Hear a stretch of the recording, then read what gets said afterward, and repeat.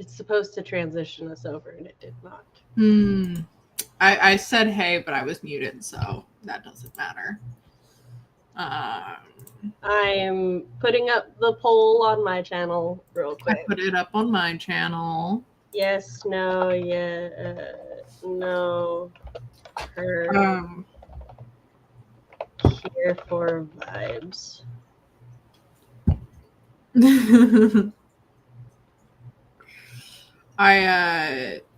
Stop bothering me, phone. I'm so tired, but it's fine. This white shirt is just making me glow. Yeah. I'm holy. And I'm vibrant. I have been on stream. I'm rocking dark colors today. If I had a black button up, I'd be wearing that. We will not pretend otherwise. But I do have a white button. That's a pirate shirt. Oh, there's a white button up. Yeah, okay, I do own one. What? Nope, it is a button up, but it's a t-shirt button up, which is a decision. I say as I look into it in my own closet, but it's fine. It makes me look like a waiter. Like, no matter what I wear with it, I look like a waiter. It's quite bad. Nobody else has t-shirt button-ups. Yeah. I don't. Yeah. So, not your crush's Cauldron. Yes. Well, first we should do a little intro for anybody new as to what this is. This is the, twice a month book club for me and CB. It's really mostly a book talk where we just talk about each pick a book that we have enjoyed at some point in our life, and the other one has not read. Yes. This is our not so subtle way to force each other to read the books that we like. Exactly. And this is also so that whenever we talk about the book, there will always be at least one person defending the book on some level. Yes. Or even if it's being like, oh, I still like the book, even though. Yeah. So. Yeah, because I like talking about books, but I don't want to review or critique them because I just want to talk about them. So. If critiquing happens during it, that's just because of how we are as readers and people. That's just how discussions go. Today was my pick, which is, so I'll go ahead and continue with the summary and whatnot. Today is actually it's not an exception. It was just like an addendum to our one rule. And it's that if we are continuing or finishing a series, we can just do so together without having to have previously read it. So I had not read this one because it was book 3 in the Supernatural singles. I consider it finishing off the first trilogy because it's the first 3 books are about triplets. The fact the 4th book is not about Harper, I would be more upset about if Harper did not make her position that she appears to be aromantic extremely clear in this book. Yeah. So this book is about the 3rd triplet, Olive, who apparently has astigmatism that cannot be cured with magic. And so she has to wear glasses. And yeah, she's a college professor at NYU. Yes, and she doesn't like to, she's very, like most people, she's very comfortable in her comfort zone, which I want to talk about her comfort zone a little later. But the plot of the book is she had a horrendous roommate in previous books that everybody was trying to convince her to get rid of. And her friend, whom is a guardian angel, was finally like, just move in with me. I need help with rent now. And she's like, this feels like a lie, but everyone in my life is bullying me into doing it. So, because I need sleep. And so they move in together. Which the fact that she can't afford her own place with an NYU professor salary being head of department is bullshit. And the fact that her family's got generational wealth. But again, we'll get back to some of it. Yeah. His name is Baxter Donovan, which Baxter Bartholomew Donovan. We got a middle name at one point. And I was like, I fucking love him and Vi's relationship. I was like, damn, that's a full ass name. Like that is so many syllables. And I'm here for it. All of you, Donovan. Yeah. Yes, I love outrageously long names like that, though. Oh yeah. So great. Yeah. But also throughout this, like as part of her assignment and to try to get this research grant, she has a docket. Fuck, what's the docket called? I don't remember. I don't remember the full name of the docket because 30 minutes ago, but I don't remember. They usually just call it the docket. I think it's a docket though. And she has come up with no more than 10 items to like step out of her comfort zone. Yeah. And I love that the book and she both places emphasis on the fact that everybody's comfort zone is different. And some people's stepping outside of their comfort zone is small things that they may have to do every day. Mm-hmm. And sliding down a mountain might not be out of some people's comfort zones. Yeah. Excuse me. So that's her thing going on. And then Bax is a guardian angel who doesn't want to be a guardian angel. He's doing this purely for family legacy. I also love the fact that he's a guardian angel and he's got like full-on arm sleeves, apparently back tattoos, nipple piercings, and cock piercings. And cock, yeah. He's referred to as the ladder in sex scenes, which he also has a motorcycle. He basically said, "What can I do to be the most anti-stereotypical angel while also maintaining a very angelic personality?" Yeah. And I love that combination for him. He gets assigned as her guardian angel, which he's not allowed to tell her. This also means that something is going on that is going to increase the danger to her life, presumably the do it docket. And they're I don't know if they're falling in love so much as they're coming to terms with the fact that they are already in love with each other. Yeah. It was definitely not a fall in love kind of story. They're already there at the beginning. For me, made the, oh my God, I'm in love with him. Like the thing. And I'm like, yeah.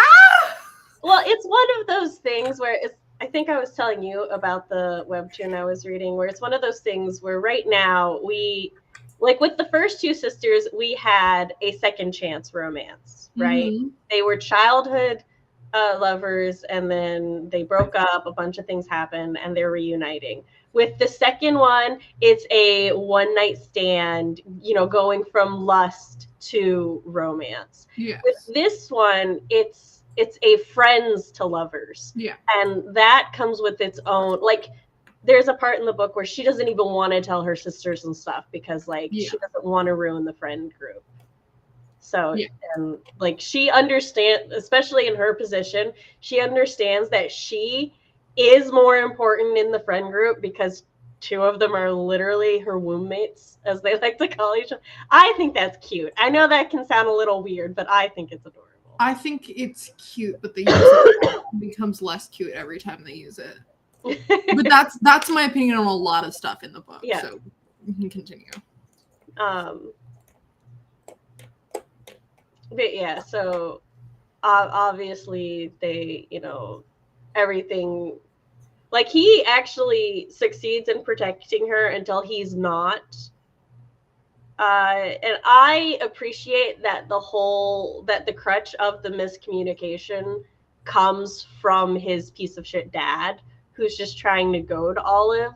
And then it's just very real, very adult. Yes, I know we need to talk about this, but I don't want to talk about it right now. I have other things I got to deal with. And so it's like, it's still frustrating because it's like, if you just sat down and talked, but also I understand why you can't yet sit down and talk.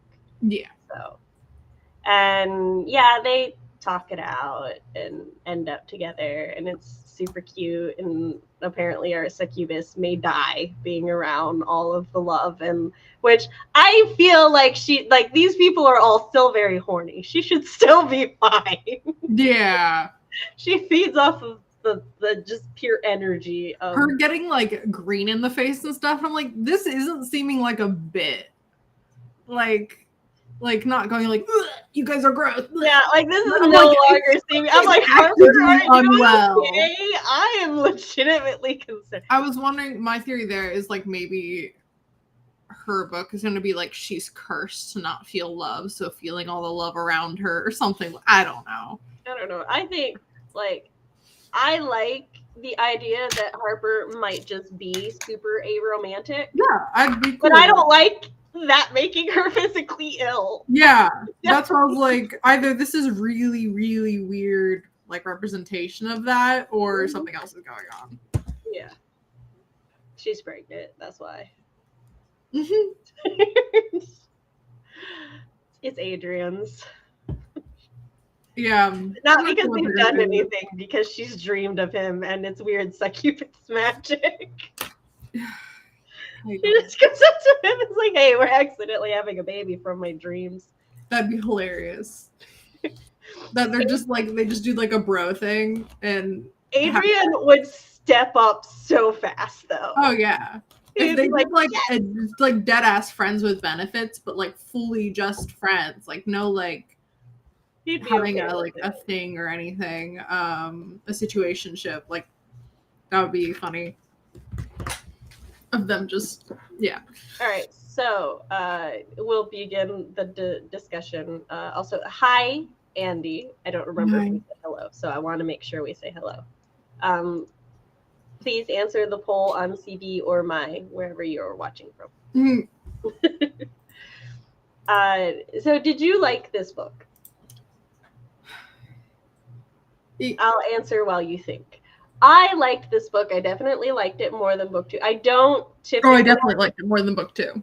I don't typically like to compare books, but I feel because of how book 2 sat with us, it was needed to be said because we were concerned. But I definitely, this might be my favorite book in the series. Just kind of because I like Olive. Like I love Vi. I like Rose, but I think Olive and Bash, I think as a couple just sort of hit me different, and I love them. See, I feel that I just read the same book for the 3rd time. I can understand why you would feel that way. I think part of it is the fact that it's the same audiobook narrator. Oh yeah, they should have switched. That there are just elements that are so big that are the same beats. And same, like the love interests. I felt like Bax was a different character in books 1 and 2 than he was in books 3.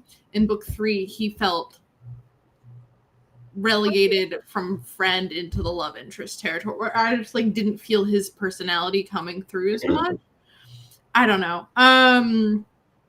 It's all of our male love interests have daddy issues.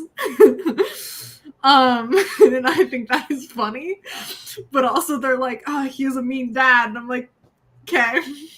Of course he does. They all do. Like the dad's either a problem or he gets a line. Yeah, no. But yeah, with the guy's dads, and I'm like, okay,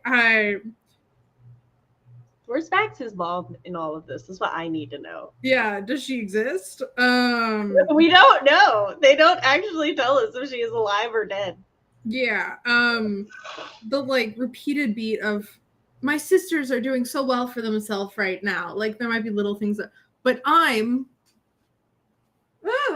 so my life is falling apart. And I know that was because for the previous two, they got their like love interests now. And I don't know. I could not read another one of these. Well, like I know there is another one, but I can't. Not for a while. It's not on my list. You're fine. Yeah. I don't know.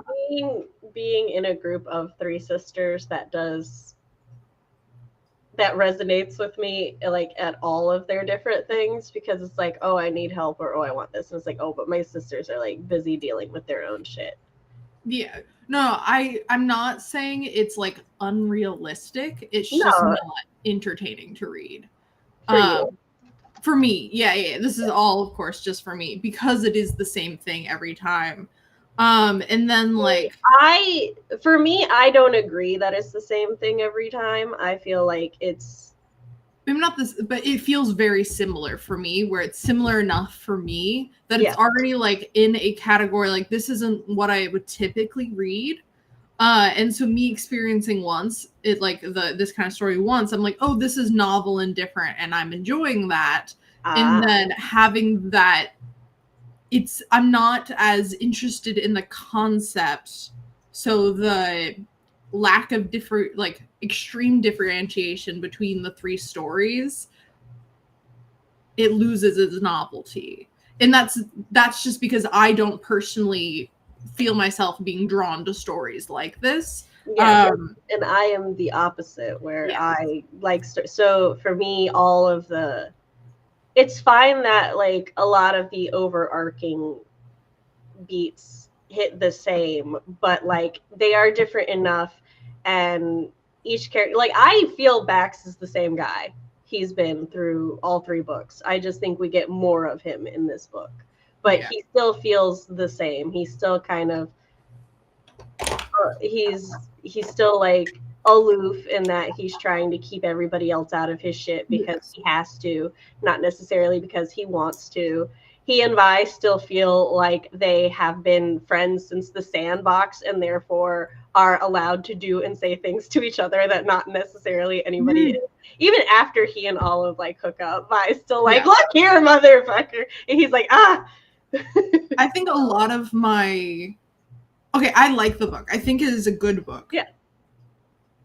But reading this book, for me, I think has helped me realize like my own tastes and stuff. Because like just like you can read this not the same, but like this type of book tons of times. I can read one of those like dumbass tower leveling webtoons. I can read a million of them and be fully entertained every single time.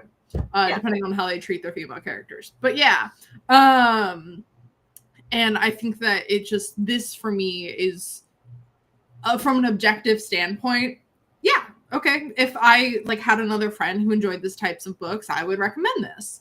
But if I had like, if you get a job at a romance bookstore, but for me, I'm like, okay, not my thing. Which is good in and of itself, because that's one of the advantages and upsides to reading books that your friends really enjoy.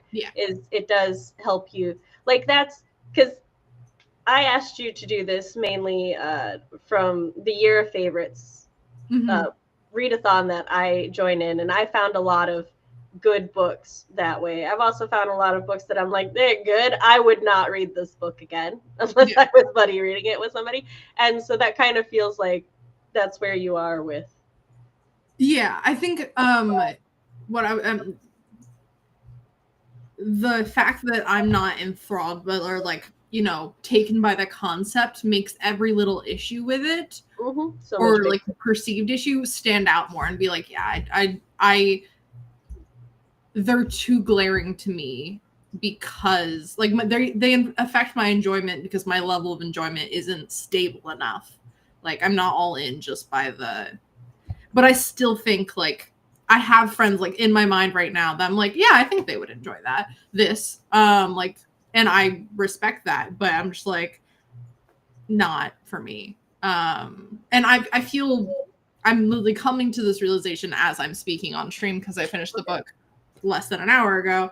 And I'm like, okay, yeah, like that feels right, like mature within me having this realization. I will also say finishing the books with more than an hour before stream may stress you out less in the future. Oh yeah, definitely.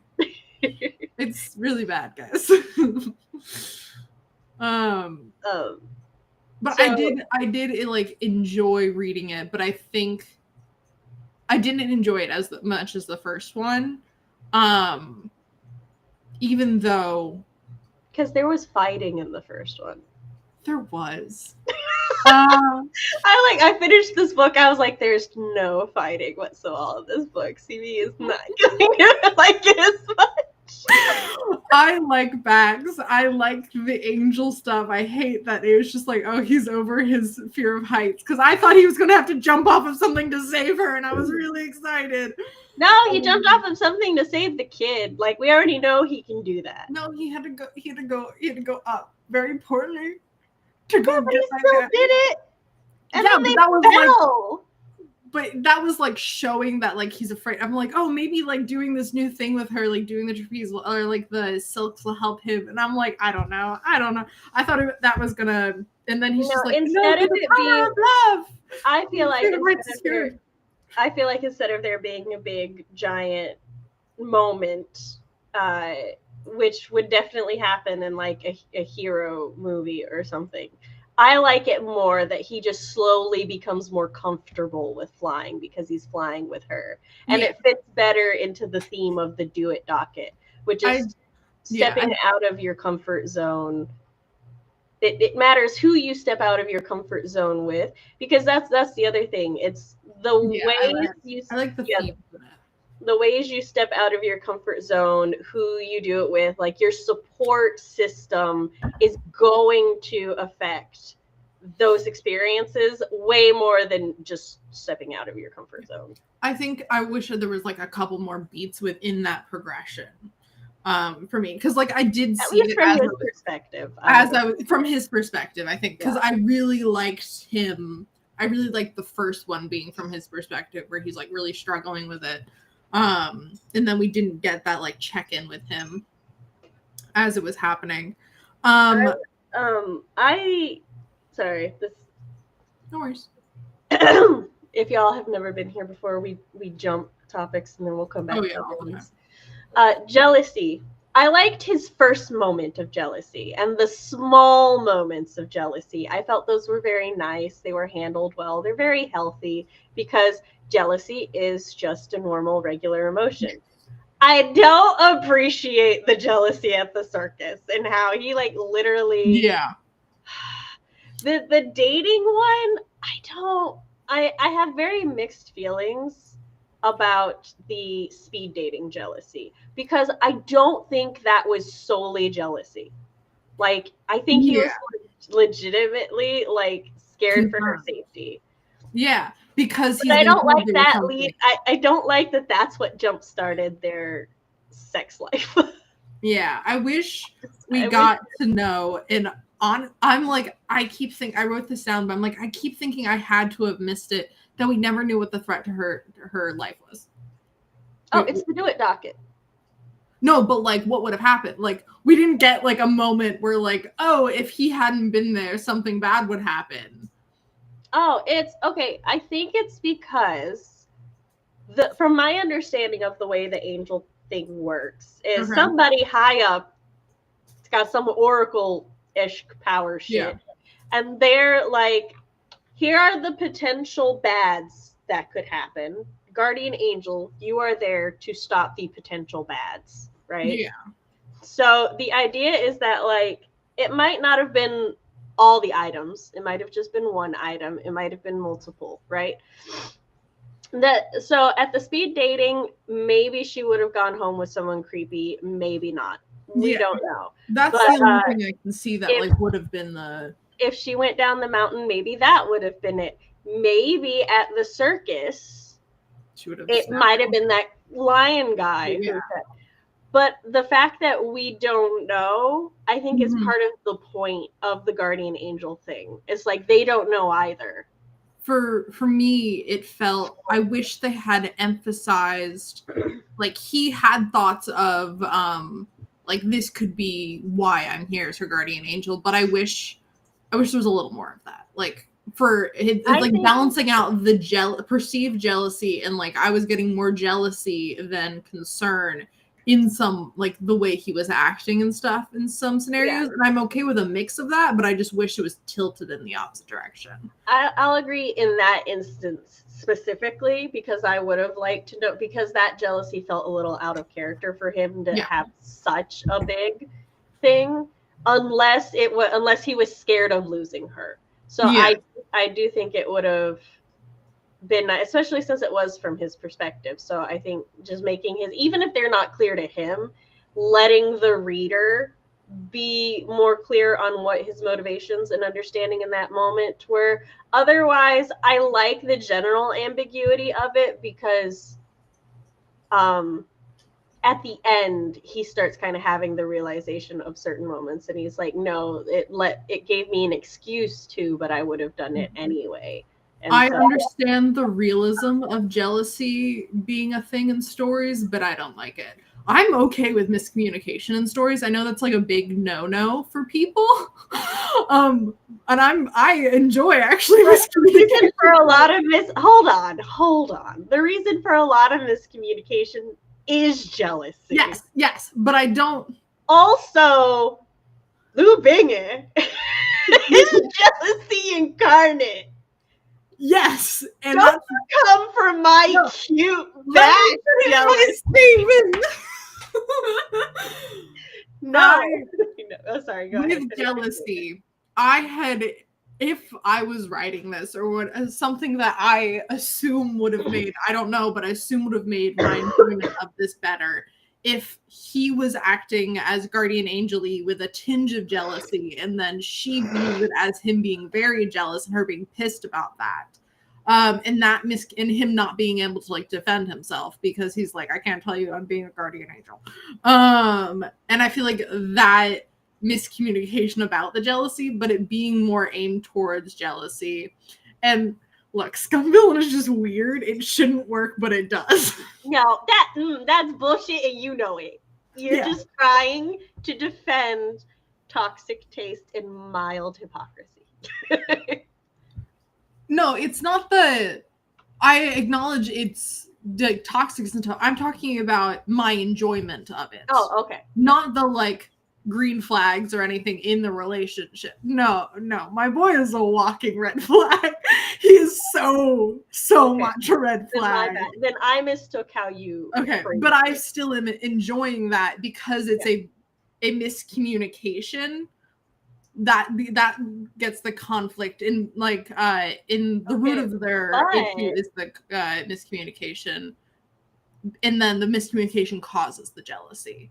But consider that perhaps that scene was more to do with his guardian role, and that is why he could not tell her, and it was misconstrued as jealousy already. Yes, but I didn't read it that way. Okay, but Did you read it that way? I read it as a mix. I thought it was mostly his job, but also he was just scared. I read it as he was scared for her, and that's why he was being so aggro. And I read it that way because of the way he handled jealousy in other instances. Because, like, when he's jealous at the bar and stuff, he keeps his space. He doesn't interfere until after he's assigned to her. And then at that point, he'll start stepping in. I'm pretty sure, at least from how I read the book, and I also reread it last night and this morning. So I'm pretty sure the only time he was aggro jealous was when the lion shifter kept staring at her ass and putting hands on her. Yeah, I think under the guise of instruction. Yeah, no, that guy was. That guy was a creep. I think for me, it's I wasn't getting the looming threat for him to be overprotective about. Like, I feel like I didn't. I don't know if this is the text itself or me just not getting it. I don't think the narrative has the looming threat, but I think the narrative has his looming anxiety over the threat. So whereas I don't feel the threat, I felt that he felt the threat. So. Yes, but I just wish I saw the trigger of that threat more. Like, we have him fail his missions in the past. And it's like people making, like, with the Gorgon dust, it's someone made a bad decision. Honestly, and then it was Gargoyle, I think. Was it Gargoyle or Gorgon? Yeah, it doesn't matter. It's Gargoyle because they're a stone. They I don't know, Gorgon, that would be an interesting. I was going to say Gorgon and Gargoyle are two similar words, and they both deal with stone. I was like, my dyslexia mixed them up. It is Gargoyle because the wings. Yeah. But see, here's my thing with that too. Like his whole like breaking the rule. The kid didn't die. The kid broke his leg. Like I think he was still protected, and the rules were don't reveal it, don't sleep with, and don't let them die. And I'm like, no, there's no don't sleep with them rule. Don't fall in love. Yeah, so it's like, don't tell them you're guardian angel, don't let them die, don't fall in love with them. I'm like, the kid got hurt. He didn't die. Okay, Bash did his job, you uptight motherfucker. Exactly. Like with the biker dude. This is why, that's why he should quit. Because now we got to call into question. We only know of one charge of his dying, and it was like a gang boss. Yeah, and I'm like, I'm like, that was a pretty... Without revealing the fact that he is the guardian angel, to just keep swooping in and saving this gang boss. Like, the alternative is to be like, look, boss, I'm in love with you, okay? I can't stand to see you. Yeah, I'm like... What is he supposed to do there? And I wish we got more guardian angel powers other than they have wings and don't get cold. Because I'm like, how is just a guy with wings supposed to stop a gang boss from dying? So it's like, but I can understand, right? Like that one definitely dead. That's and he probably had to explain, like, yes, don't kill me because I keep showing up in your life. But everybody else, right? Now I'm called into question how many people just had broken legs or sprained wrists or something, and they're like, he was really good at another mark in your record. Yeah, but I think he was really good at it until the gang boss thing, and that and then that kind of and like then with the kid thing. I do think part of it was the skies do not like us shit talking. Damn. I do think with the kid being on the record and like that being a mark-off, it is possible that was the like meddling of his dad trying to get him to be like shipped out to the front or whatever. And like because it's weird that his dad was putting meeting with his higher up lady and stuff. Hold on. As a side note, I who like when supernatural things reference lores and legends, very important ones. I who know the main 4 archangels and then several other archangel names, right? Okay. I who in fact have 2 children named after archangels. Oh my god, is his dad an archangel? I totally missed that. Hold on, let me finish. Would have named the 3rd an archangel had she been born male, but no. This isn't true, but it's like one of the reasons I never would have got to a 4th is I hate the name Uriel. But no. I was in the book, right? He references, like, he says his dad's name is Michael, and he makes reference to an archangel, right? Yeah. And then I read this book once, and then I read it the second time, heard that line, didn't care. At some point in the book, it's when she goes, yeah, you're Michael. And I'm like, yeah, you're Michael. Like my Michael, named after the archangel Michael. Well, son of a bitch! My ass is sitting here and thinking, okay, even deeper than that. Michael the Archangel is the sword of God. He's the warrior angel. The angel tasked with taking on the dragon, with fighting Lucifer. And in the book, his dad is Michael from a clan of angels who have been warrior angels, and he wants his son to be. And I'm like, how did I miss that? I was so angry, CB. I was so disappointed in myself. I stopped playing Sunhaven and I paused the book and I stared into space for a solid 5 minutes. Wow. I was like, all this, and I want to put that April did such a good job putting that all in there. And maybe it's on the nose, but it's woven in so well and shit. And I was so sad I missed it. I was sitting here literally the entire time imagining Michael as Jensen Ackles when he plays Michael the Archangel when Dean's possessed and Supernatural. And still missed it. I was like, that's a weird name for like the Supernatural setting. I would have given him a cooler name. Michael's just like a guy's name. Well, okay, so a little lesson in Hebrew and the Bible. All angel means messenger of God. The EL means of God. So like all angels, their names end in EL because it will be their name of God, right? Michael is the strength or sword of God, right? I learned this in Bible school or like in Bible study as a teenager, and I was like, that is such a badass name. I'm naming my first son Michael. I decided that at 13. So I've been attached to Michael and the origin of Michael and everything, and that it just makes it so much more annoying that I missed this. But that's also a testament to how much I hate his father. He does not deserve that name. No. His name needs to be changed. Yeah. He can be Uriel. No, Uriel doesn't deserve. Uriel has a really pretty meaning. I just don't like the name. Oh, damn. Okay. Yeah, my religious knowledge comes from like social studies class and Supernatural. So yeah, see, Uriel means God is my light, and that's so pretty. That is pretty. Excuse me while I'm now sitting here and realizing all of the angels in Supernatural have else. I didn't know that was a thing, but that's cool.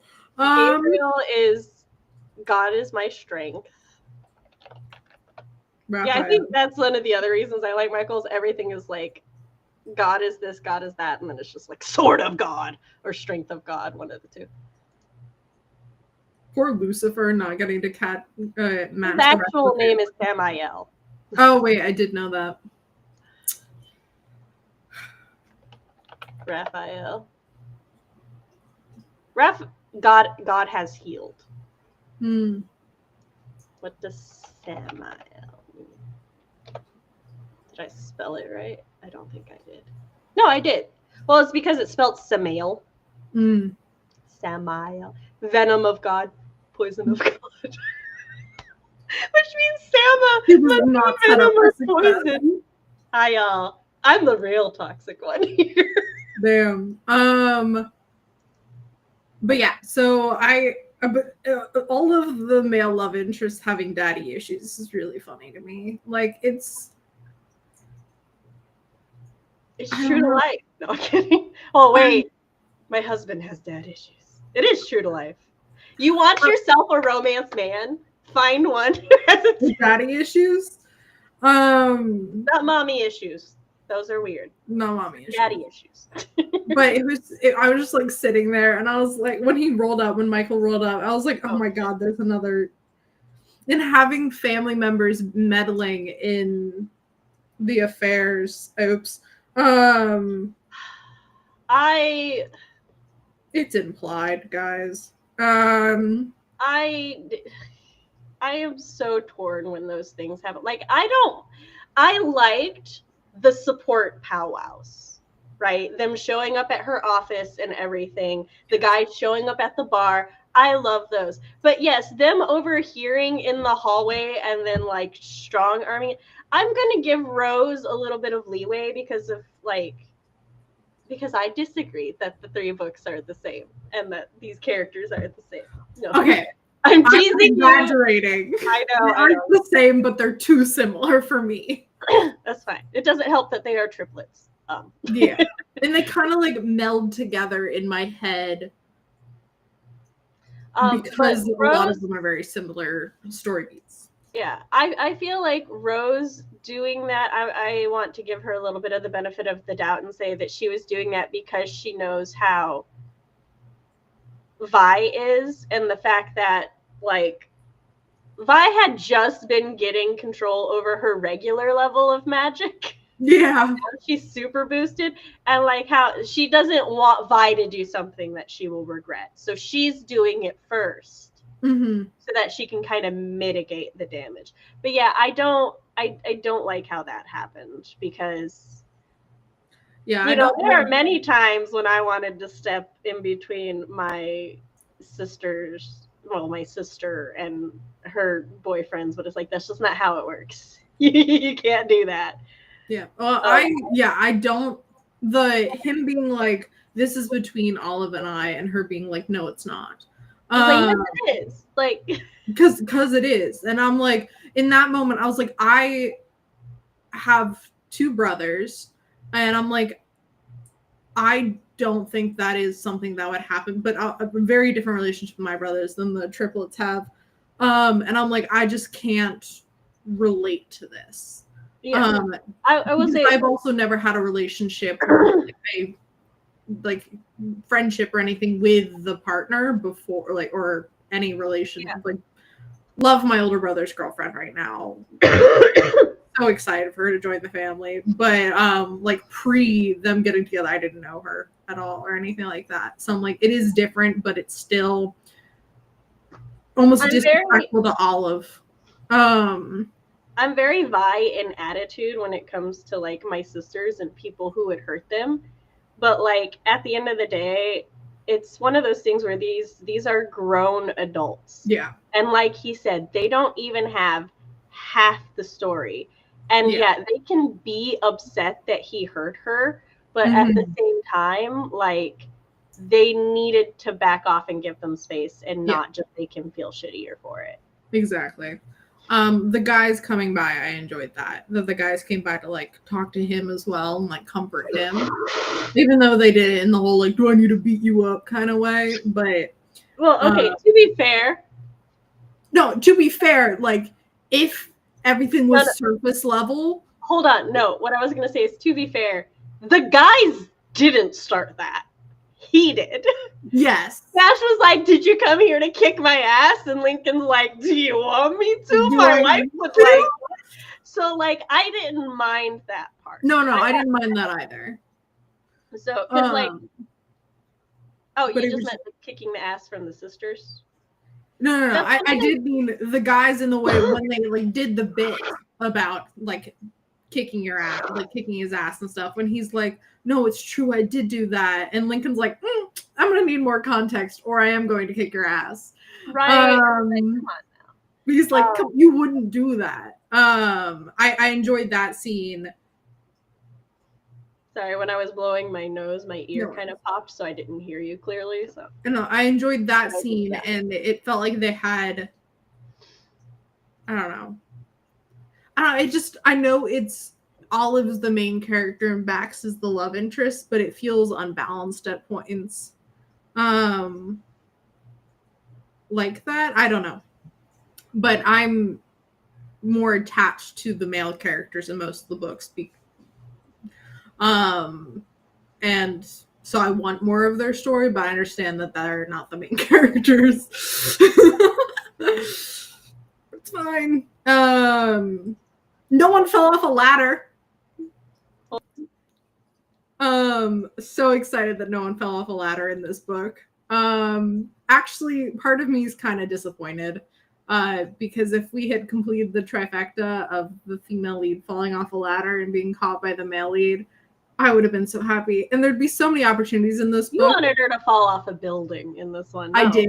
You wanted it to. But a ladder would have worked too. And he like caught her just for the bit.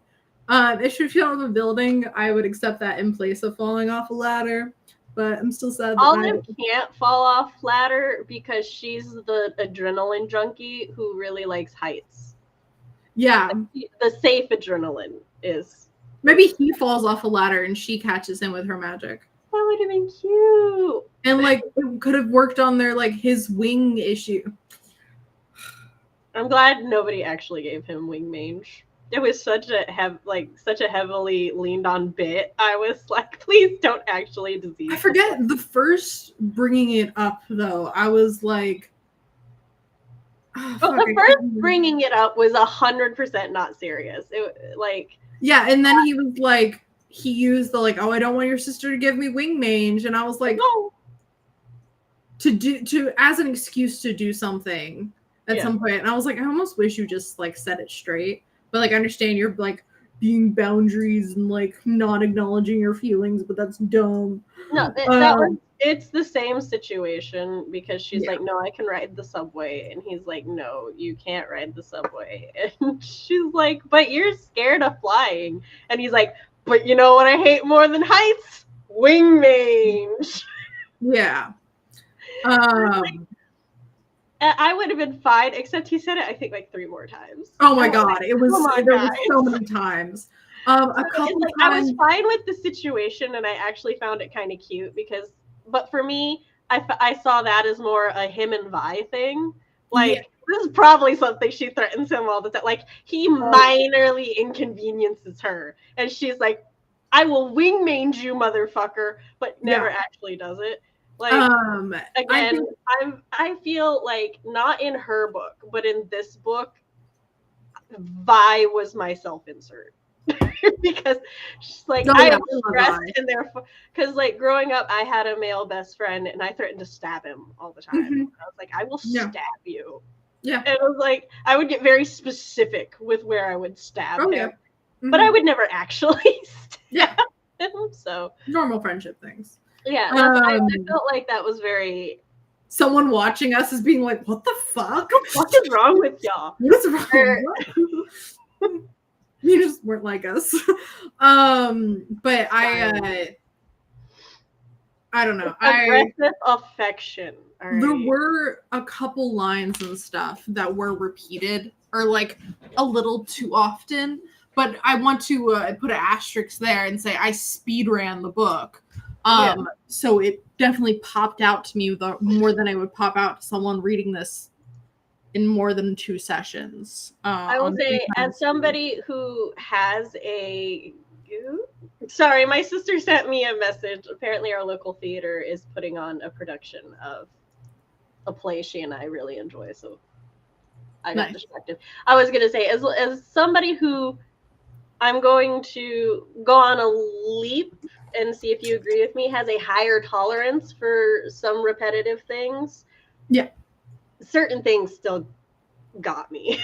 Like that specific instance of the wing mange got me. The rest of them were spread out enough that it didn't bother me, and it felt like a clever callback. Yeah.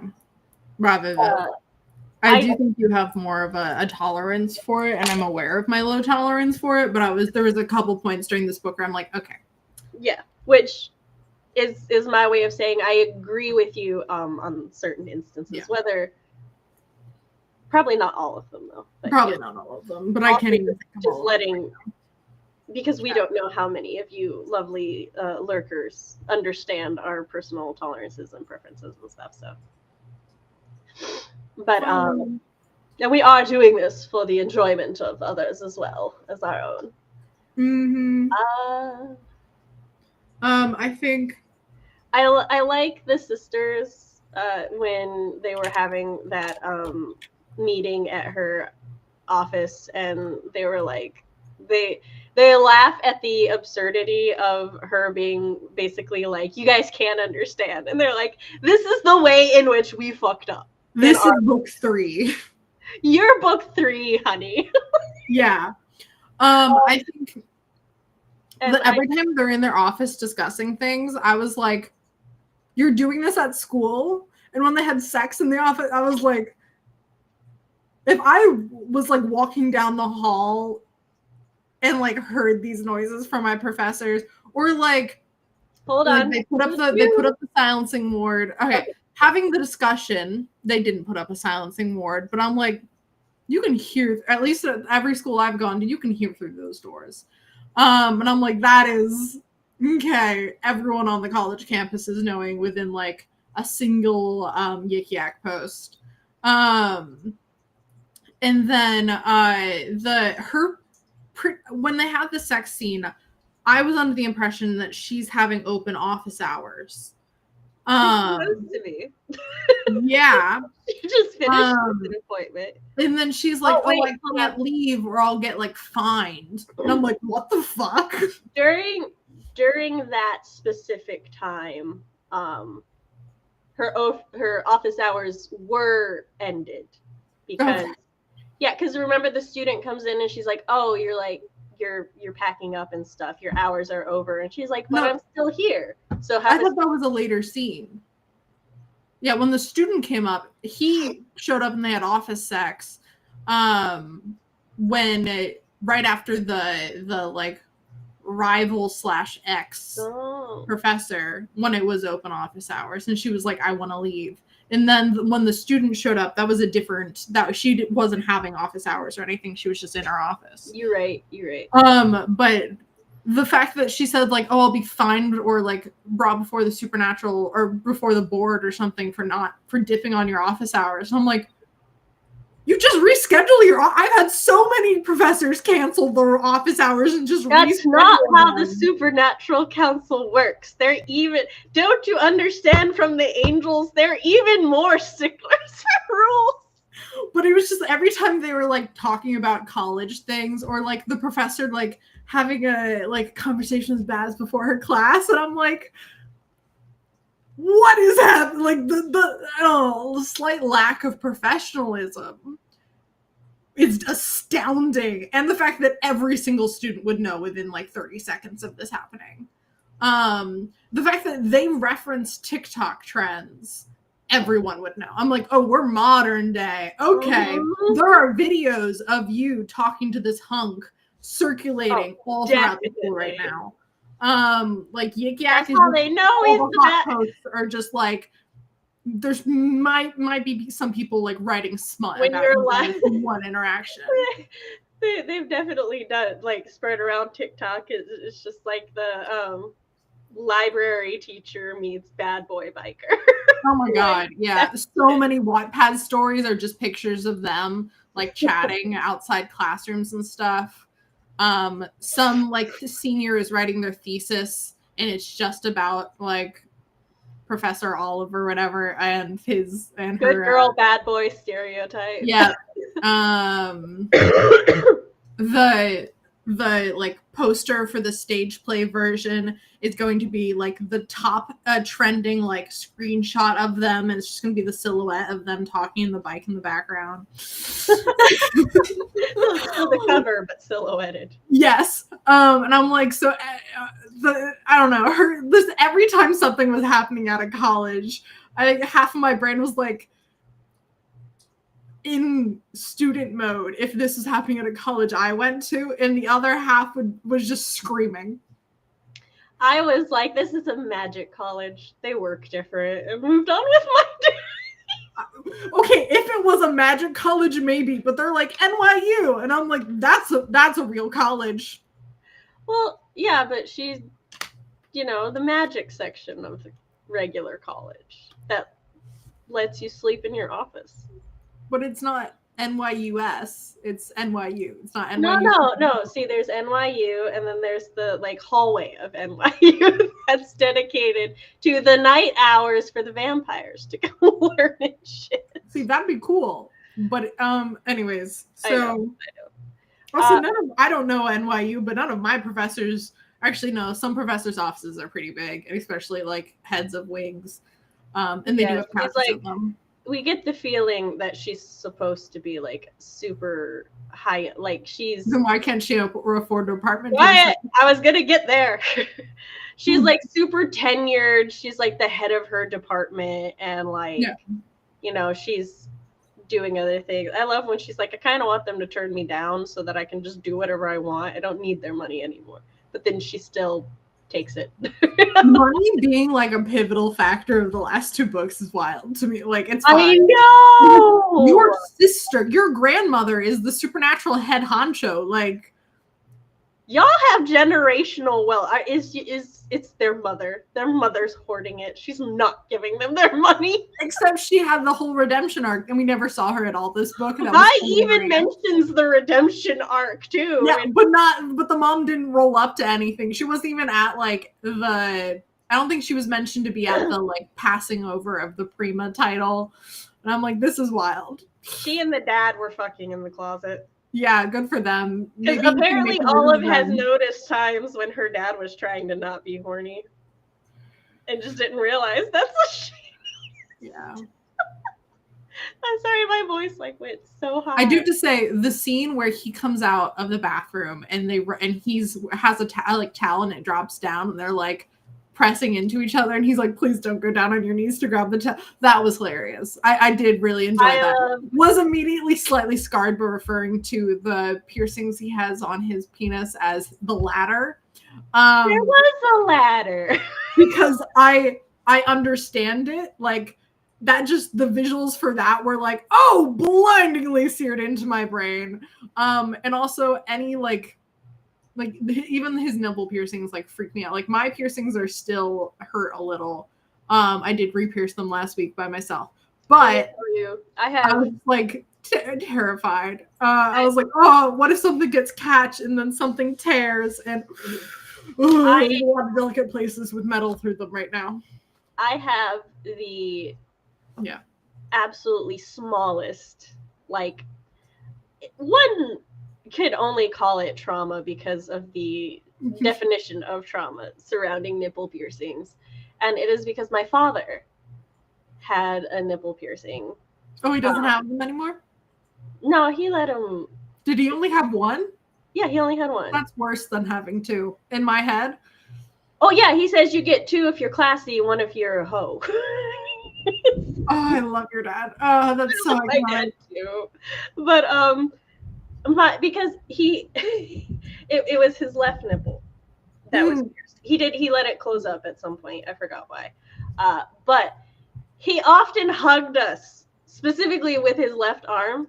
And for most of my teenage years, I was like 5'1". Mm-hmm. Growing those extra 2 inches toward the end of my teenage years, it really has, because now my eye level is his shoulder. But my eye level, it used to be his nipple. And so I would always be terrified that the earring or the nipple ring was going to poke me in the eye. I was like, and I wore glasses too, right? It hit the glasses sometimes. Yeah. And like, one would be like, it's just my dad giving me a hug, right? There's nothing weird about it, guys. No, but there's But it's a piece of metal. That was yes. The eyes are very delicate. So many times. I was so relieved when he let it close up. I was. It is a. So yeah, but this also means by my father's standards, Bash is classy because both, and that is so. Every time she talked about the nipple piercings, I was like, could we not? I understand that they are really hot to some people. My husband has considered getting them. I told him he could because I'm not eye level with his. Every time they mentioned his nipple piercings, I thought of your father. I don't think I've met your father. But every time any nipple piercings are ever mentioned, I just think of your dad because of that story. That you've told me that before. So I was like, okay, can we stop? And then, to be fair, Bash and my dad are very similar beings. Okay. I don't know what to do with that knowledge, Sam. I just do what I do and compartmentalize it. Okay. Fine. My dad is a weird supernatural entity who could fit into the vast majority of romance novels. If I did not have the ability to separate and compartmentalize that, I would not be able to enjoy romance. Yeah. So Like with the piercing thing, the nipple piercings, I know it's a not just a queer woman thing, but like alt and like, but a lot of like free the nip, kind of like not wearing a bra with shirts, and then having the nipple piercings be visible when someone's not wearing a bra. I've like met and like seen other queer women that are really into that, and it just stresses me out so much. Like I think my anxiety, we are in the same boat so much of like the romancy things from being enjoyable for me, like, or like the sexy time thing, like them having sex in the office. I was stressed the entire time that someone was gonna walk in because they only put up a silencing spell and lock the door. I'm like, someone probably has key. What if the janitor comes in? Like, I don't say this with the motivation for you to be able to read more romancy things. I say this to help you in life. You have to learn to compartmentalize your own preferences versus the preferences of others. And I know that's fine for them. So much less stressed. You know, because it's like this. The idea of me getting nipple piercings is very stressful for me as well. And I'm like you said, and I like wearing tank tops. I like wearing tank tops with built-in bras, and like, you know, they've got the little netting and lace layer. Yeah. And I'm just like, would it get caught on that? Mm-hmm. And that, like, nipples are already sensitive things. I don't want, horrifies me. But like I said, Chris was considering getting them, and I'm like, yeah, you can, 100%, you do that. But yeah, so it's just like, it's just one of those things where, and it may come with age. It may be a thing you have to work on.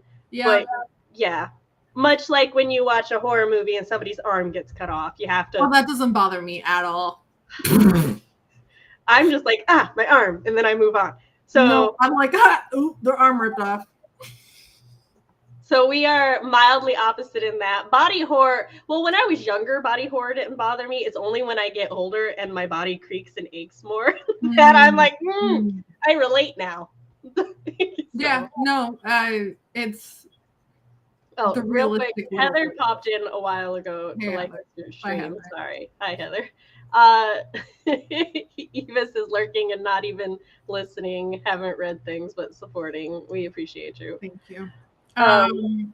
Yeah, I think it's just, I will say, also, sorry, you go ahead and finish yours, because I was going to move on to another mine's thing. Just the conclusion of that is when I see beautiful, amazing, powerful women with those piercings, I just get a little stressed.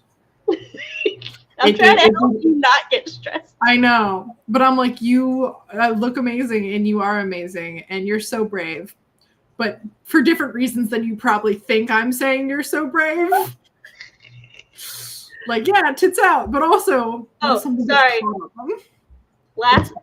Last thing I'm gonna say on the nipple piercings is, I don't care if he is a personal heater. When she hugged him, she should have felt cold metal. Yeah. Well,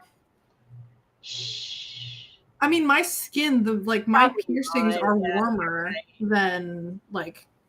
Because he was wearing a coat. Fine. Yeah. I'm wrong.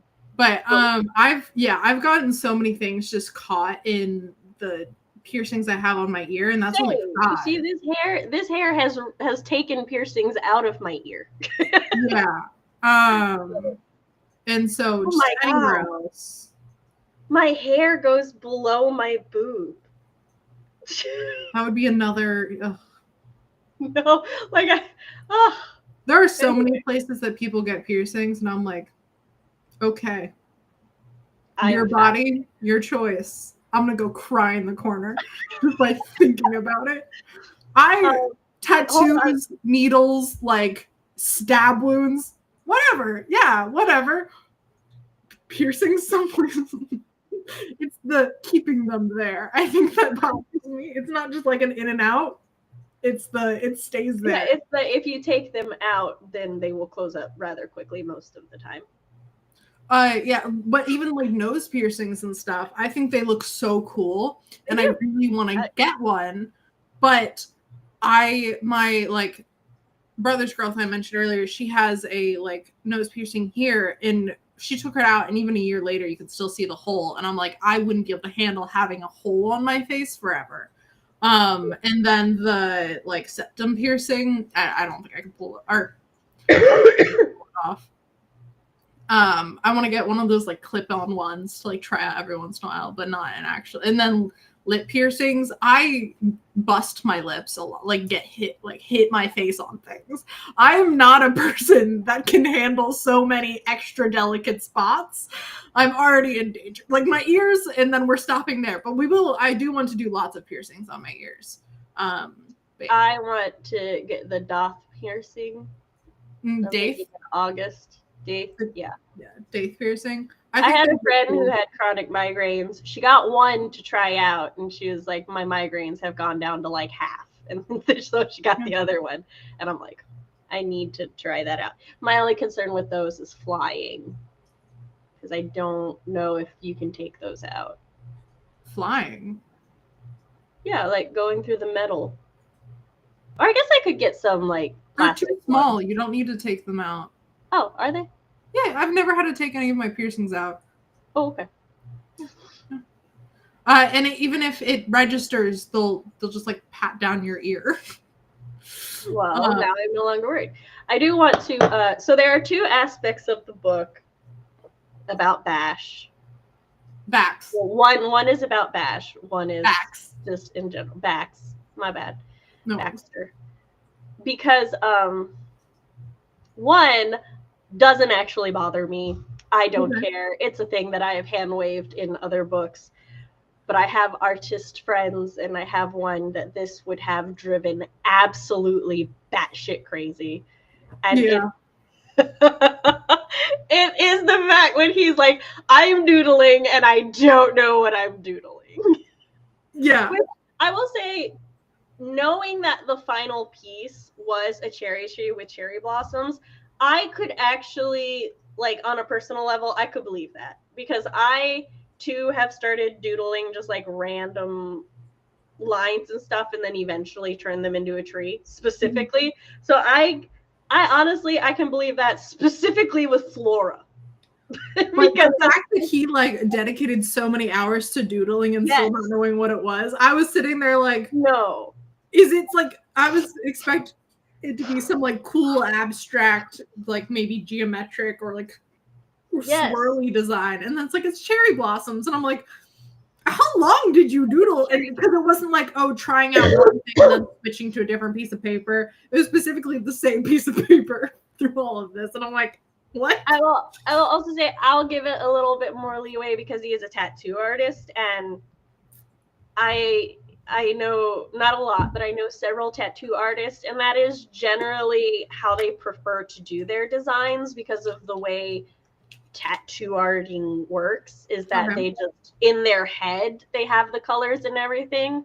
Like my artist, Tyler, specifically does not like doing the whole art piece on paper regardless. He likes to do the stencil, and that's about it. And then the rest of it, it's like, I just gotta trust him that the colors and the shading is gonna come out good, because that's just how his, like, because of how tattoo design and everything works. They learn to do traditional art, and they learn to like to paint and with a bunch of different mediums.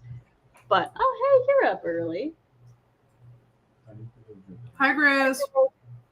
Okay, do you need to get it now, or can we get it soon? They have no doubt. Okay. All right. So you go pick it up, and then. All right. My husband's got to go get dog food real quick. Fun. But the doodling. Yes. So like but I don't know if it's, like I said, it's just a very common thing I've seen with tattoo artists, where like if it's for a tattoo design specifically, they only want to do the like black and white art, like lines. Yes. And not even, and sometimes it's not even all of the lines, just the hard lines.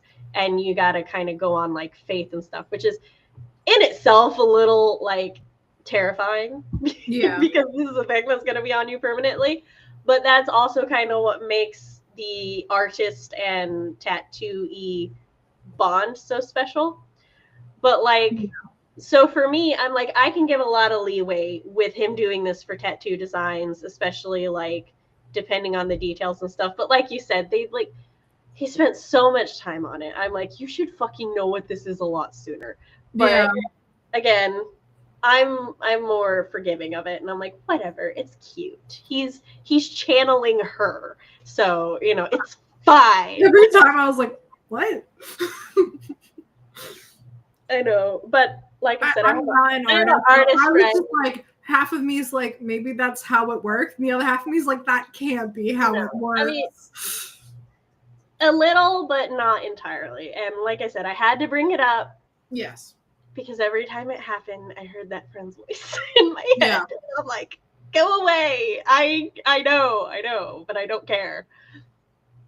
The thing that did get on me and probably gave me as much like anxiety or stress as the fucking in the one room gave you, when he hugged her after he took off the protective Sanoderm layer. Like, oh yeah, I was her tattoo is still healing. It is a full sternal abdomen tattoo with intricate details. And then he hugged her, and I was like, "Sir, your shirt is dirty. Like, you were just worried about infection and the fact that she doesn't it's not that he had a dumb moment and hugged her, because let me tell you, Chris, he'll get an arm tattoo, specifically this arm. I sit in the passenger seat of the car. I'll just go to touch his arm because I love him, and then he's like, "Why?" And I'm like, "Oh, I forgot." One of my best friends years ago got and I didn't really know anything about tattoos at the time. Got a spine tattoo that was just a straight line from like their nape all the way down to like the small of their back, and we were very like physical friendship, and so like we would hug each other every time we see each other. I felt so bad. I hugged them so many times, and they're like, "Yeah, please," and I'm like, "I'm so sorry. I just keep forgetting." Because it was like the fact that like she didn't react at all, but it's a full like frontal. I'm like, that's not how that works.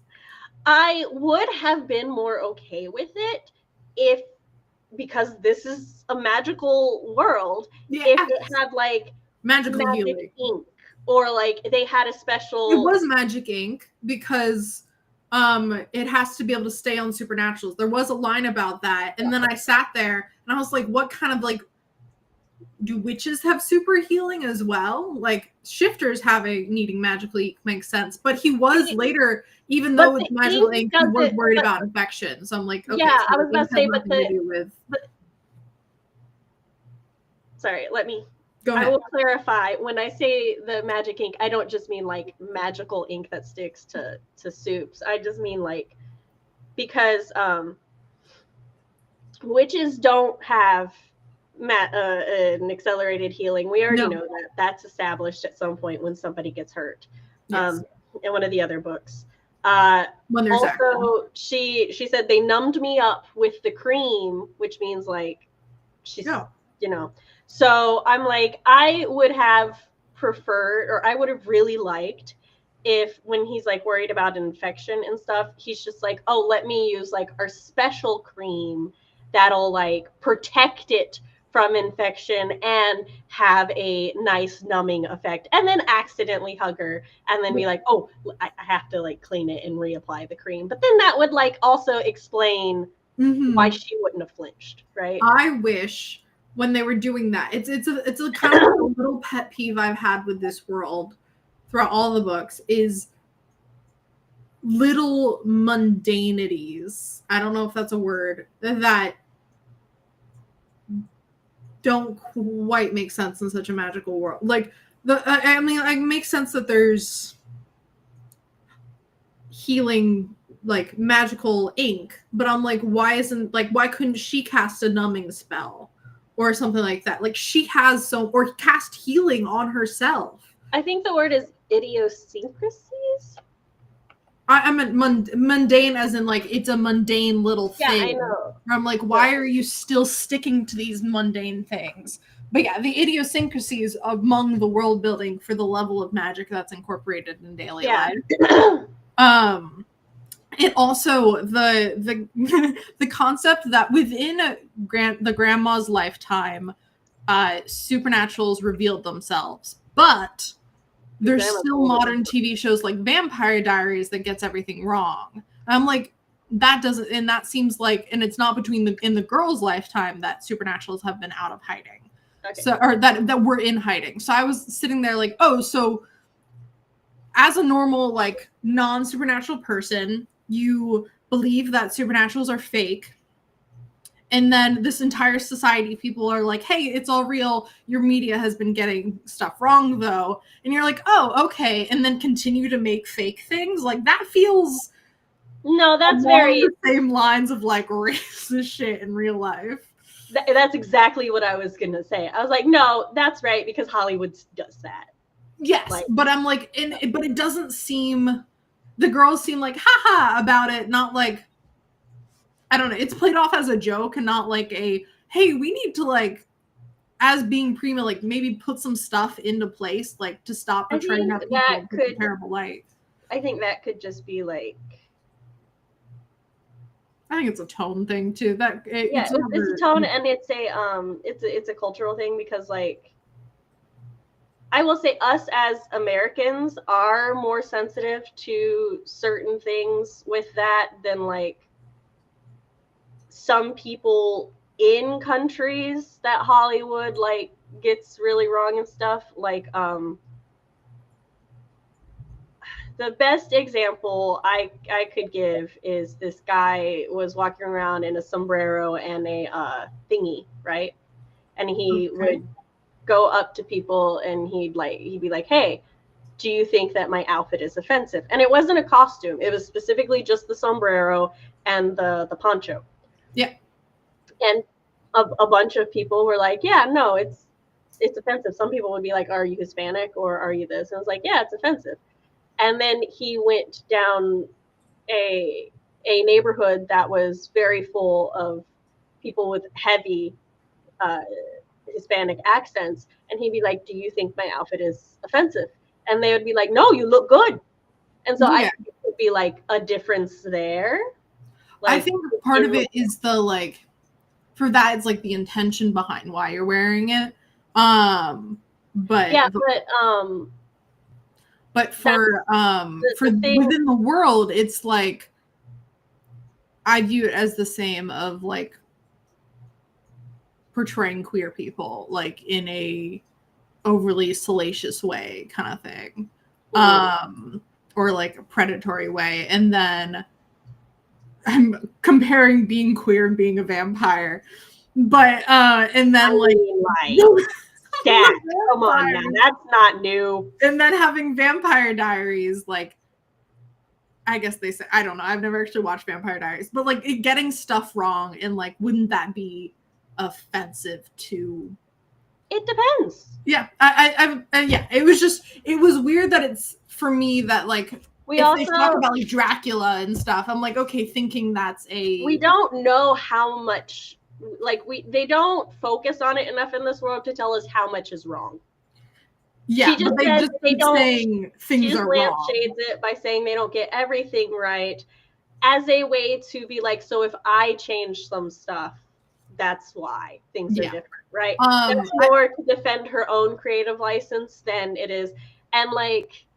In the context of the story and the world and everything, it's really like fine. Nobody seems.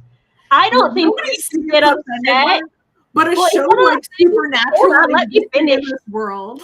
It's one of those things where we should not get upset or offended if the people in the book and in the context of the world are not upset and offended. No, but I was just thinking, how, like, for me, the thing is how wild it is that a show like Supernatural, it's like, hey, you know the things that go bump in the dark or in the night? We're going to go hunt down and kill them. And this is a show about us killing them because they're all monsters. With every once in a while an episode about, hey, they're people too, but mostly they're gross monsters. existing in a world where it's like my neighbor is a demon. I mean, to be fair, human and supernatural tensions within the world are still not the best. Oh, like, yeah, exactly. But like, I think that's growing pains. I think that's how that can be explained. I do think it's also me wanting to explore another, like, just as the concept of the book, things that interest me are world building. And that's another thing I'm like, I wish it had more to it, but I understand within the context of the story that there isn't. I just wish there was more. I will also say that, like, most of the movies and everything that, like, they do mention are not necessarily super negative. Like Vampire Diaries is what I like lovingly call my trash vampire show. I greatly enjoy watching it, and I think the vampires are really well done. So, like, I haven't watched it. My parents watched it though. My parents also watched it before I did. I will say I really loved when she was like, "Let's watch The Conjuring," and he's like, "What?" Yeah. And she's like, "Yeah, it's a horror movie about witches." Yeah, that was funny. I think that can sort of be an example to show that a lot of the supernaturals might just be amused by fictional tellings of themselves. So but there is like evidence in the worlds where those like taught and preconceived notions that are perpetuated by media are negative to the communities. Yes, but also as it is discussed in all of the books, like, the world has not reached a utopian status. There are still growing pains. There's still things to do and everything. It's been less than 80 years and probably less than 40 years. So it's like, I feel like these are all actually pretty good, like, things to have in her world and her world building, because it's like, this is bad, but like the average person doesn't think about that. Yeah, I'm saying, I think what I'm now meaning to say is it's not a bad thing with her writing. It's a really interesting thing that I want more information about, but I'm not saying it like it doesn't ruin the structure of the world. I'm just like, you've made a deliberate choice here, and I really want to know why and what that entails for the world overall. And then it's also really interesting to see, because my last semester of college is literally one of our very few classes were talking about this, but in actual real world things, the representation of people in media and how that affects the world. And then seeing that in a supernatural context where it's not a real world minority or anything, and the choices made there. To be fair to your point, in especially a lot of contemporary fiction, supernaturals are used as placeholders for minority groups. So I would just would want to like sit down with April Asher and be like, hey, how'd you come to this decision in your world, and like what are the bigger effects? Because I think that's really interesting, and I want to see if it was I want to have references in my thing, I'm gonna like make it ambiguous, or hey, this is a deliberate choice. I love the idea. I know you would never like phrase it this way, but I love the idea of you sitting down to coffee with April Asher and being like, hey, so your Supernatural singles 3 books, they were good. They helped me decide I'm not actually into that kind of romance novel. But anyway, let's talk about your world building. Because I am very interested in that. I wouldn't not say that to her. If I was in a space, I would be like, hey, I think they're good. They're not for me, but I do want to discuss your world building, because it's an aspect of writing I can relate to. Like, it's like something that carries across genres and stuff, and I want to see that like I think that one should only say that if A, you are in a comfortable enough relationship with them, or B, you know that they are okay with people saying. Well, it wouldn't be the first thing out of the gate, obviously. Yeah. But I wouldn't like not. I wouldn't like lie or anything. Be no, I'm not saying fantastic or anything like that.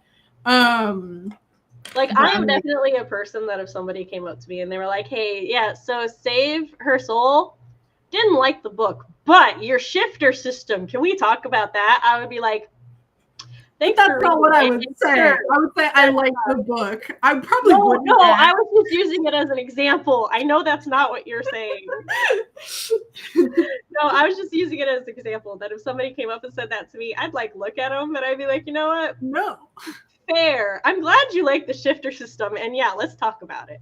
Yeah. But like, I am in the minority there. I know the majority of people, at least the majority of people I know personally, would not want to continue. Yeah, if someone came up to me and was like, I don't like your book, but let's talk about the dragons, I'd be like, why the fuck are you talking to me if you don't like the book? You're like, I don't want to talk to you about my dragons. Go away. Yeah. I want to go talk to someone who likes the book and wants to hear about the dragons. But yeah. How do you think you would feel if somebody said, hey, your book was good, just wasn't for me. Can we talk about the dragons? I'd be okay with that. Yeah. Okay. I just wanted to know where you fell on the varying scale. No, if someone was like, oh yeah, I mean, it was good. I don't agree with everything that happened, but I am really interested in this one thing. I'd be like, yeah, let's, because I'd want to talk about it with them. Yeah, I think the only way that I would not be okay with talking to somebody about my work is if they were just like, I hated everything. And I'm like, okay, I don't really want to hear you tell me about everything you hated. Right. It would definitely be in like a context and like what headspace I'm in and what energy they bring. Like, I didn't like your book, but this one aspect's really interesting. Like, if someone said it like super earnestly, and I think I would be more open to it. But if it's like, oh, I didn't like your book, then I'm like, okay. Or it's to the level of, you don't need to add that you didn't like the book. You can just talk about the dragons. I was gonna say, for context, for anybody curious, if you want to talk to an author or a writer about something you enjoyed, just say the thing you liked. Like, it's not lying. You don't need to add that you didn't like things. Yeah, it's not lying to not add that you didn't like the book or anything. And you just be like, hey, I really that you did. You can just be like, I'm really interested in this one thing. Or like, I want to talk about how you decide. Like, you don't need to add the caveats. I just like to think of the like worst case scenario with people who are terrible at speaking and very socially awkward. What level of socially awkward or socially ignorant am I comfortable with handling? I think, it's all about the way people say things, I think, for me. Where it's like, I didn't like your book. I'm like, okay. What if they're like, I didn't like your book, but, and I'm like, nope, fuck you. Go away. I will say, I also grew up in an environment with quite a lot of people who are like, I'm just being honest as an excuse for I'm just being an asshole. So I'm like really used to learning how to deal with that. Also, my mom, love her to death, super sweet, also super honest, and doesn't always know gentle ways to be honest. So like she would accidentally like she would find one of my notebooks and she would read part of it, right? And then she would be like, she doesn't think it's very good. And that's what she would say. She'd be like, this isn't very good. And then like I'd be like, okay. I didn't ask. Thanks. And then I would like eagerly show her something that I thought was good and I was proud of, and she'd be like, same response basically. So I grew an understanding that my mom just didn't like my writing, and that was okay because my friends liked my writing. Yeah. And then when I released my first book, my mother called me and was very upset with me that I did not tell her I released a book. And I'm like, I didn't think you liked my writing. I don't think my dad read my book until it was published, but there's like extenuating circumstances there. But my mom did read it And I'm glad they fell in this camp. For other people, I'm not as glad, but they did fall in the camp of, it's really good for a 15-year-old. Not saying for a 15-year-old, but they meant it as a 15-year-old. And then when my dad did read my book, the first time he read it, it was him reading it out loud to me during quarantine. So I was 17, and us going through it together and talking about what I need to change. And that's the first time he read it, and like me just explaining my decisions and him being like, let's discuss. So it was a very intensive first read for both of us, like him reading through it for the first time. My mom, and it ended up being a really, really good and great bonding experience. And I still like will call him and like discuss things with him with my writing, because he has this giant wealth of old man fantasy and Vampire Diaries and science fiction and steamy romance vampire novels, and I can just pick his brain. Let me tell you, my mom read my first the two books that I had published and unpublished, and so they were co-written-ish, like because they were based on an RP, and so half the characters were mine and the other half were not. And she called me angry at one of my characters, who was the older sister to the main character, because she was like, I didn't raise you to like be like, I'm like, Mom, it's a fictional character. She's like, are you sure? And I'm like, yes, Mom, that's not how. And she's like, okay, I just want to make sure. Damn. That was the moment that the fourth wall became very cemented in place for my writing with her, which I was appreciative of. And also her favorite character was not my character. And that's fine. Ooh. So like I want to put the caveat in that I said earlier, like kind of a dig at the, not a dig, but like a critique of the book, that all our male love interests have daddy issues. Most fathers in my stories are bad fathers, which is really funny because we have a great relationship in that sense. But all of the dads in what I write are usually pieces of shit. So or don't exist. Lesbian moms. And I do notice that in my own writing and giggle a little when I do. But I will say, well, like this relationship with my mom, because of the way it's been built up, it's like if she likes my writing or she likes something about it, it makes me really happy. But if she doesn't, it doesn't bother me, because like I had from like the age of 14 accepted my mother did not like my writing. Yeah, right? My dad and I have very different tastes in a lot of things. But my dad was he's the foundation for my interest in the supernatural, he and my papa. So when my mom told me he was reading my book, that is to this day the only time I have ever sat there and been like, is he gonna like my werewolves? Oh my God, is he gonna like my werewolves? And that was the only thing I cared about. I was like, I don't care about anybody else's opinion on anything, but just, yes, he liked my werewolves. He thought my werewolves were very well done. I'm glad. So am I, because I was so stressed. Yeah, no, I get that. Yeah, I'm aware. My dad and I we get along, but we have different opinions in medias a lot. Like my vampire romance has some like not body swap, but I hesitate to call it reincarnation either. But there's shenanigans within, and he was like, I don't see why you have to add that. I'm like, it's kind of important for the entire novel, Papa. But he was like, when I first explained it to him, and I was like, oh, and it did take me out of it for a sec because I was really excited about the project. But I ended up still getting, like, I was able to muster myself and get back into it. And when I told him again, he was like, it makes more sense now. And I'm like, yes, because I told you an inkling of an idea. I showed the little baby seed to you, and you're like, what is that? All right. I think we're done talking about Not Your Precious Cauldron, though. We're just going off in a different direction now. Which happens sometimes. It's fine. It happens quite often with us. Yeah. That's how we know we're done with the stream. Yeah. So for next month, which the days are somewhat still being finalized. Yeah. We have a very busy next month. I am flying to New York to graduate, to walk across the stage. I already have my diploma, but I'm walking across the stage in a little hat and gown, so go me. Yay. I have a convention and a family vacation. So hey. But next month, our first read of the month is The False Prince. Whee!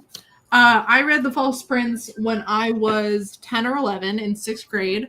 My librarian rolled up with it, and she, like, it was still in that age, elementary school, you, like, sit down and she reads aloud.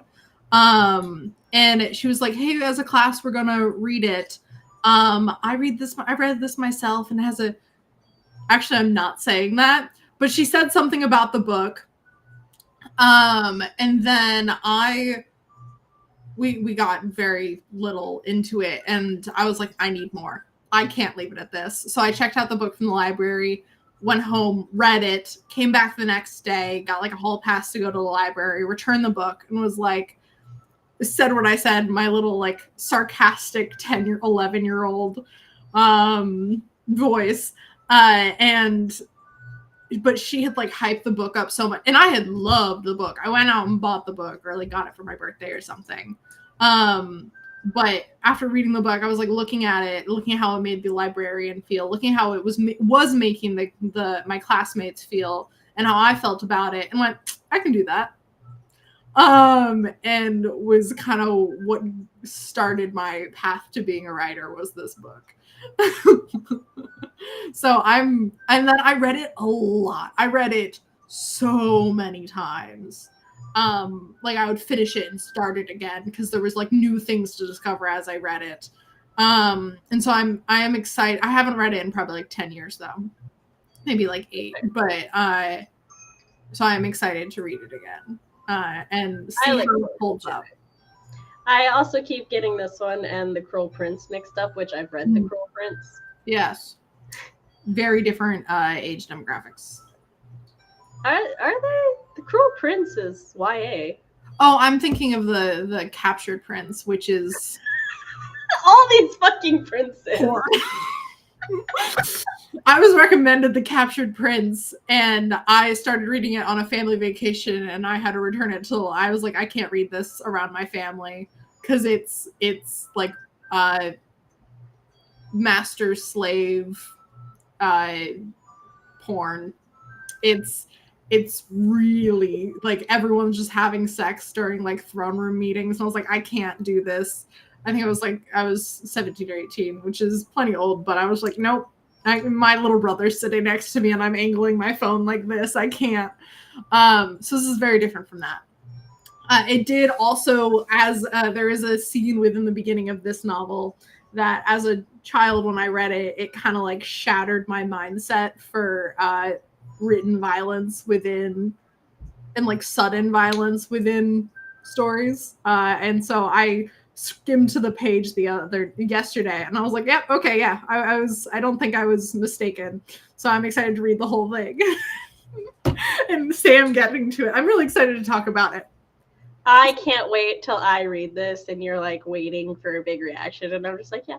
Oh, I don't think me now reading it, there's not a big reaction, but looking at it and being like, oh, baby me, yeah, no, I can see how 10-year-old me was like, oh my god. So yay. I hope during that little daily get watchers interested, I didn't say anything that was going to tip my hand too much, where Sam just sees through everything in the book. Yeah, which is why I didn't say what the librarian said, because the librarian said, and it was a whole thing. I'll talk about it on the stream. But yeah, I'm excited. Well, thank you, everybody who joined us and listened. Thanks for anybody who listened to us on the replay.